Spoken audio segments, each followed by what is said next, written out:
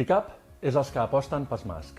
Per això, en els últims anys, s'ha erigit com un referent estatal i europeu en resolució alternativa de controvèrsies, fent de mirall per a molts col·legis.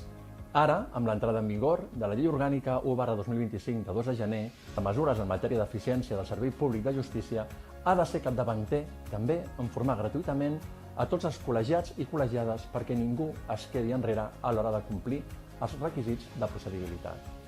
El col·legi impartirà cursos gratuïts a totes les col·legiades i col·legiats perquè tinguin coneixement de les diferents formes de resolució de controvèrsies, ja sigui conciliació, ja sigui mediació, el tercer neutral, que estiguin, a més, formats per aplicar-la i coneguin la part tècnica que exigirà la llei. Crearem una bústia de consultes per resoldre dubtes sobre el requisit de procedibilitat. Es facilitarà als col·legiats i a les col·legiades espais gratuïts i adequats amb un suport administratiu i tècnic especialitzat.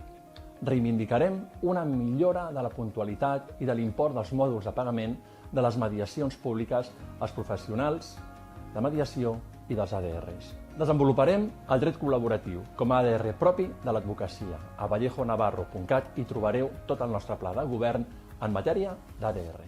L'ICAP és teu.